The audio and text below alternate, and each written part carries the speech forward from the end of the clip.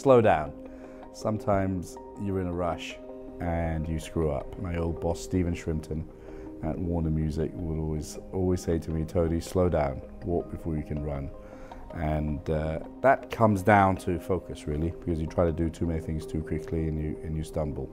There are only 24 hours in the day, and so I've stumbled 2 or 3 times in my life, and it's generally been through lack of focus.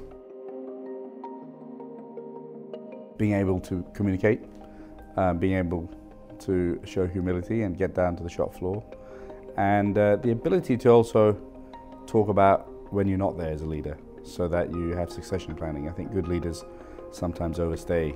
I think it's important that you always have succession planning in your head. Well, I went from the music business to the airline business. I had no experience in the airline business. There's a very fine line between brilliance and stupidity. But you know, I was young enough and I didn't want to sit there at 55 and say I wish I'd done it, because you can't press a rewind button. Every day is the last day of that day of your life. So I thought, if I fail, I fail and I go do something else. But I wanted to give it a try. So from a very comfortable corporate job in Warner Music, or Time Warner, or AOL, Time Warner at the time, to starting an airline with no experience and no money was a fairly big risk, but it's turned out okay.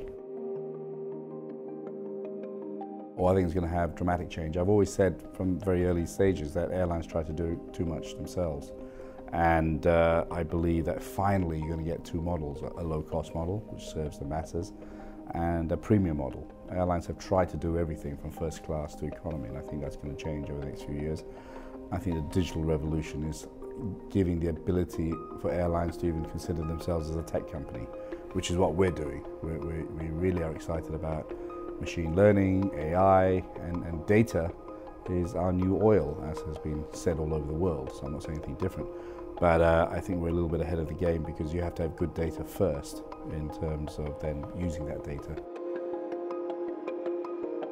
I like AirAsia to be one company as opposed to a bunch of joint ventures, which I think now politics is moving in my favor.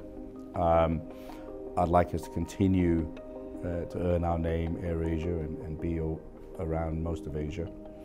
And I'm really excited about making the passenger's journey a much more easier one than it presently is in terms of airport check-in and security, etc. Surely with the amount of data we have on people, for 1 or 2% of people, we should make it easier for 98% of people.